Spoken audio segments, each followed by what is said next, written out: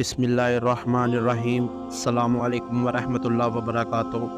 حضرت ابن عباس اور محمد بن کعب فرماتے ہیں کہ حضرت یعقوب علیہ السلام اپنے بیٹوں کو نظر لگنے سے خوفزدہ ہوئے تھے، کیونکہ وہ بیٹے خوبصورت، خوش نظر حلیے والے اور خوش منظر تھے۔ لہٰذا یعقوب علیہ السلام اس بات سے ڈرے کہ کہیں لوگ ان کے بیٹوں کو نظر بد کے ذریعے نقصان نہ پہنچائیں، کیونکہ نظر لگنا حق ہے جو کہ کسی ماہر گھڑسوار کو اس کے گھوڑے سے گرا دیتی ہے۔ بس اللہ کے رسول محمد صلی اللہ علیہ وآلہ وسلم نے ارشاد فرمایا، اور نظر بد لگنا حق ہے، اور اگر تقدیر پر کوئی حاوی ہو سکتا تو یقیناً نظر بد حاوی ہو جاتی۔ اور اگر تم لوگوں کو خود کو غسل دینے کا کہا جائے تو غسل دو۔ حضرت ام سلمہ رضی اللہ عنہا سے روایت ہے کہ ایک دفعہ رسول اللہ صلی اللہ علیہ وآلہ وسلم ان کے گھر تشریف لائے، اور ان کے پاس ایک بچی بھی تھی جس کے چہرے پر پلاہٹ اور کمزوری تھی۔ تو رسول اللہ صلی اللہ علیہ وآلہ وسلم نے ارشاد فرمایا، اس پر دم کرو، کیونکہ اس پر نظر کا اثر ہے۔ جس کی نظر لگتی ہے وہ حاسد ہوتا ہے، لیکن ہر حاسد کی نظر نہیں لگتی۔ اس لیے جب حسد کرتے ہیں تو ہمیں ان کے شر سے اللہ کی پناہ طلب کرنے کا حکم اور تعلیم دی گئی ہے۔ بڑوں کی نسبت بچوں پر نظر بد کا اثر جلدی ہوتا ہے۔ ایک دفعہ رسول اللہ صلی اللہ علیہ وآلہ وسلم نے جعفر طیار رضی اللہ عنہ کے بچوں کو دیکھا، تو ان بچوں کی والدہ اسمہ بنت امیسہ رضی اللہ عنہ سے دریافت فرمایا، کیا معاملہ ہے کہ میں اپنے بھائی کی اولاد کے جسم دبلے پتلے دیکھ رہا ہوں؟ کیا انہیں کوئی مشکل یعنی بھوک، بیماری یا تکلیف وغیرہ درپیش ہے؟ اسمہ بنت امیسہ رضی اللہ عنہا نے عرض کیا، جی نہیں، لیکن انہیں بہت جلد نظر لگ جاتی ہے۔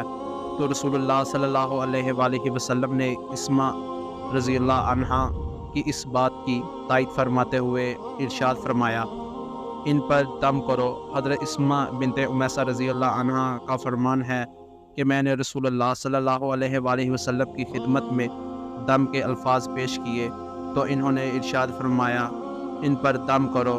دم سے مراد وہ الفاظ ہیں جن کے ذریعے اللہ تعالیٰ کے حضور نظر بد، جادو، اسیب اور بیماری وغیرہ سے نجات اور شفا طلب کی جاتی ہے، اور کسی شک اور شبہ کے بغیر یہ کہنا حق ہے کہ اس کام کے لیے قرآن کریم کی آیات مبارکہ اور رسول اللہ صلی اللہ علیہ وآلہ وسلم کی صحیح ثابت شدہ احادیث مبارکہ میں بیان کردہ الفاظ کے علاوہ کوئی اور الفاظ استعمال کرنا جائز نہیں۔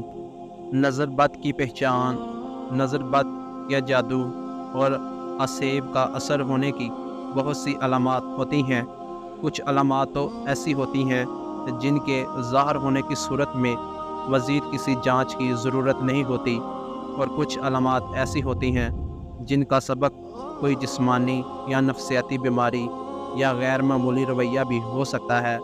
لہٰذا ہمیں اچھی طرح سے یہ سمجھ لینا چاہیے کہ کسی پر جسمانی مشکلات نمودار ہونے کی صورت میں اسے نظر بد کا شکار سمجھ لینے سے پہلے ضروری ہے کہ جسمانی طور پر اس کا طبی معائنہ کروایا جائے، اور کسی صحیح مستند نفسیاتی طبیب سے بھی اس کا معائنہ کروایا جائے، اور اگر ان دونوں اطراف سے اس میں کسی بیماری یا غیر معمولی حالت اور کیفیت کا پتہ نہ چل سکے تو پھر نظر بد لگنے یا کسی جادو یا اسیب وغیرہ کے اثر ہونے کے بارے میں سوچنا چاہیے۔ طبی اور نفسیاتی معائنے کے بعد اس امکان کے بارے میں سوچا جانا چاہیے۔ فی الفور اس پر یقین نہیں کر لینا چاہیے کہ نظر ہی لگی ہے یا کوئی جادو یا اسیب وغیرہ کا اثر ہو گیا ہے۔ جب نظر بد، جادو یا اسیب وغیرہ کے اثر انداز ہو چکنے کا یا ایسے کسی امکان کا معلوم کرنا ہو تو اس کا بہترین اور تجربات سے ثابت شدہ طریقہ یہ ہے کہ جس شخص کے بارے میں ایسا کوئی شک ہو، اس شخص پر قرآن کریم کی تلاوت کی جائے۔ ان آیات کی تلاوت جو صحیح عقیدے اور عمل والے علماء کے تجربات کے مطابق اور بلا شک و شبہ اللہ تعالیٰ کی وصیت سے ایسے معاملات میں علاج کی تاثیر رکھنے والی ہوتی ہے۔ جب ان آیات کو مشکوک شخص یا مریض شخص کے سامنے تلاوت کیا جاتا ہے یا بسا اوقات جب اس کے سامنے قرآن کریم کی تلاوت کی جاتی ہے تو اس پر درج ذیل علامات ظاہر ہوتی ہیں۔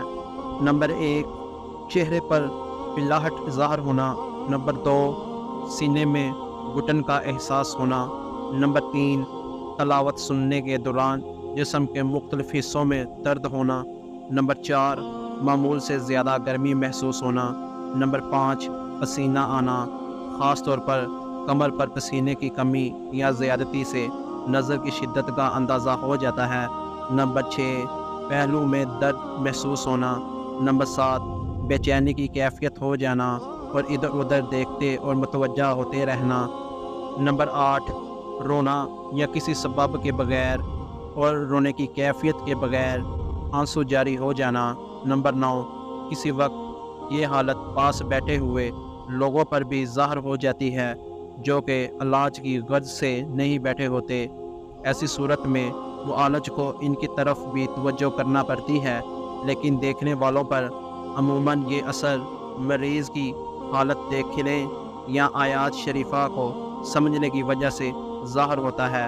اس سے یہ نہیں سمجھا جانا چاہیے کہ وہ لوگ بھی کسی نظر بد، جادو یا اسیب وغیرہ کا شکار ہے۔ نمبر 10، پہلوؤں کا پھرکنا اور جسم کے مختلف حصوں کا بلا ارادن خود بخود حرکت کرنا۔ پھرکنے اور حرکت کی کیفیت، رفتار اور انداز سے بھی علاج کرنے والوں کو نظر بد کی قوت کا اندازہ ہو جاتا ہے۔ نمبر 11، دل ٹوٹنے کی کیفیت، ورد ہونا۔ نمبر 12، پٹھوں کا اکڑنا، کھچاؤ اور درد ہونا۔ نمبر 13، نیند بے ہوشی اور بے حواسی محسوس ہونا اور کسی بھی کام کرنے کی قدرت نہ پانا۔